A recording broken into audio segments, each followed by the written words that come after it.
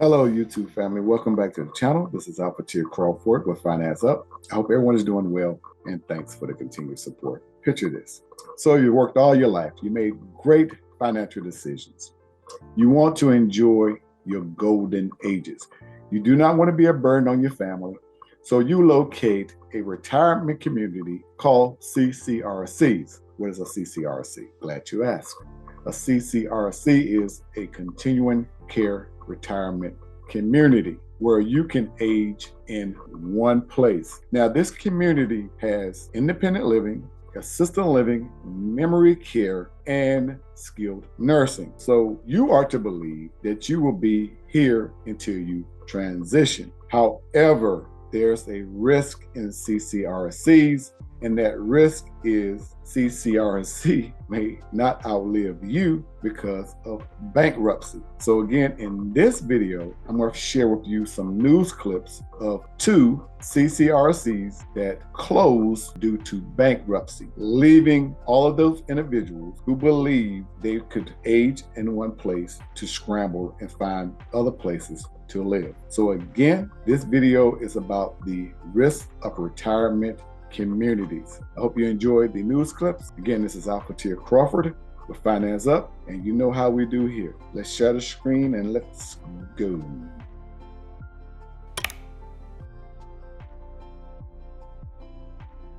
CCRC communities, or continuing care retirement communities, offer seniors a single location to age in place by providing a continuum of care from independent living to assisted living to memory care and skilled nursing, all on one campus under one contract, ensuring residents receive support as their needs change without needing to move.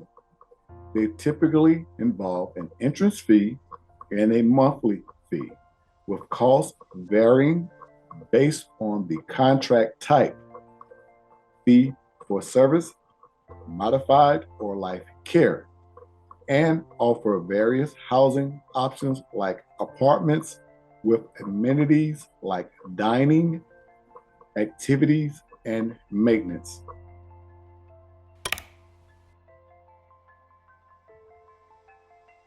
Some of the stories we share in Eye in America, including the one you're about to see, are cautionary tales. Hundreds of thousands of American seniors live in continuing care retirement communities where residents put down a substantial sum of money, planning to live in one place for the rest of their lives. Wonder Watch correspondent Kelly O'Grady explores whether that peace of mind can come with big risks. This is a little bit more recent picture. 10 years ago, Barbara Cooper's parents made what they thought was their final move to the Harborside retirement community in Port Washington, New York. They had beautiful brunches every Sunday, intellectual activities that my mom loved. It was just a beautiful place. Joyce and Norman Cooper had earned it, saving diligently.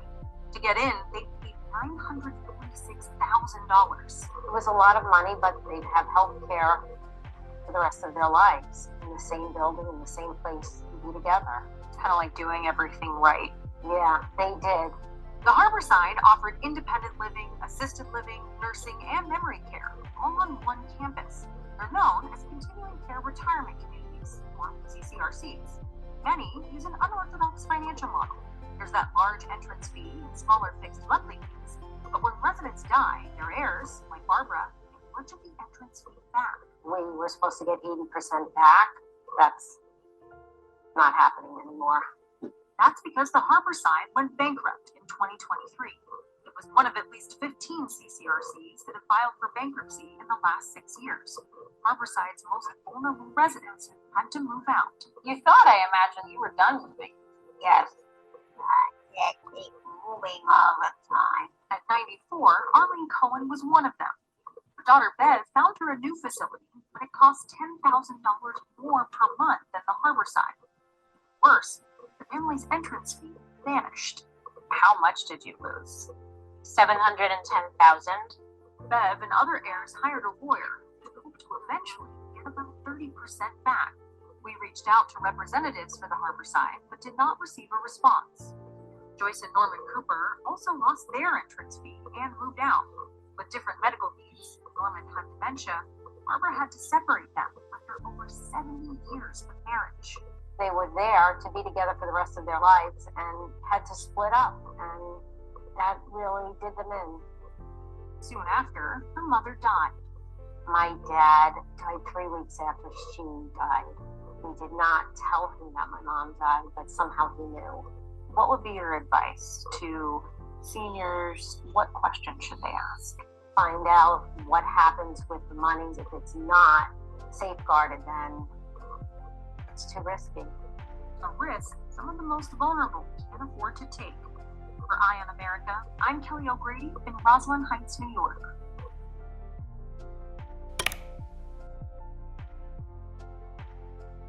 Now they claim they're out hundreds of thousands of dollars after Friendship Village in Schaumburg filed for bankruptcy and was sold last year. PJ Rendawa found some of those former residents owed thousands are now on track to get back just a fraction of what they put in. Dad Shivan Rife and his dad Joe have always been close. Boy, it was a hard worker.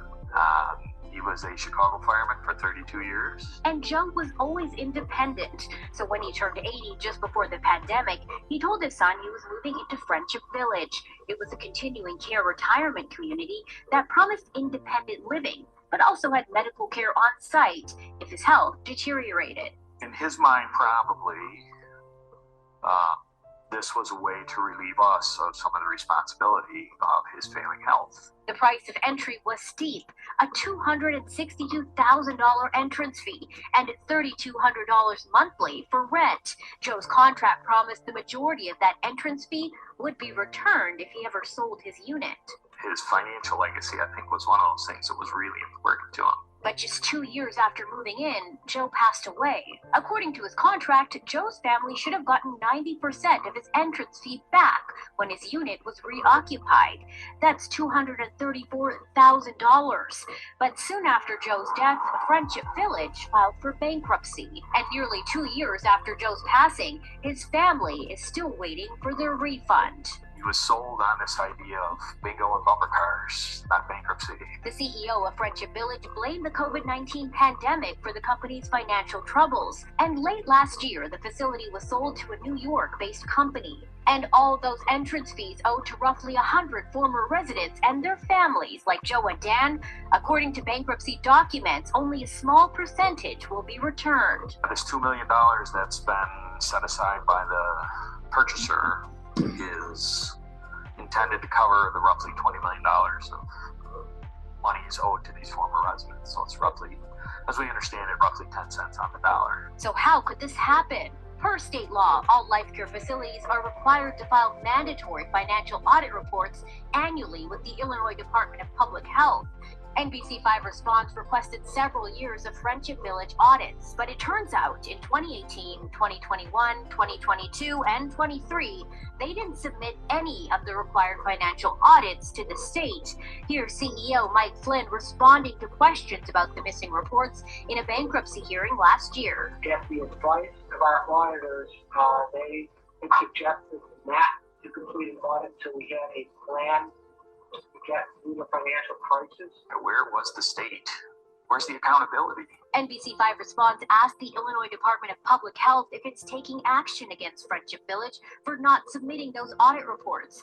They told us they are unable to comment due to the pending bankruptcy case. It kind of feels like the last mechanism people had to be protected by the state was just overlooked completely with no consequence. Yeah, one of the things we found is, especially when it gets to the realm of bankruptcy, there's so much federal law that just supersedes state law. Representative Janet Yang Moore is one of a few lawmakers filing legislation to bring more financial transparency to how life care facilities like Friendship Village operate. We can make sure that they are going in with eyes wide open, that they have the information, the data that they need. For me, the impact is less financial and it's more emotional. That was my dad's second set of eyes over a lot of this stuff.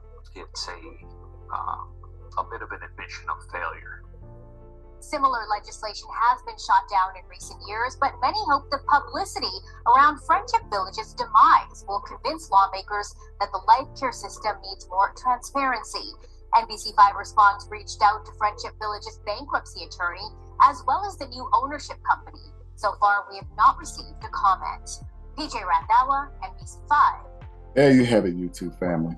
You want some rough videos? Please do your due diligence to make sure if you select a CCRC or retirement community that they are financially fit for you. Please don't work all your life and lose all of your money due to a CCRC going bankrupt. Do your due diligence, please. I put these videos out there so maybe it can help and save one person. The realities of getting old, trying to age gracefully with dignity, and then in 1 minute, everything comes crushing down on top of you. You know, you spent millions of dollars and you might get back pennies on the dollar. And now you're scrambling to find another place to live because you trusted that this particular community was financially stable and you were to stay in one place and age gracefully. And now here you are out of money and now needing another place to live when you shouldn't have to worry about these things. Please do your due diligence. This is ALFATIR Crawford with Finance Up. As always, thanks for the continued support. Until the next video, you guys take care. I will talk to you soon and goodbye for now.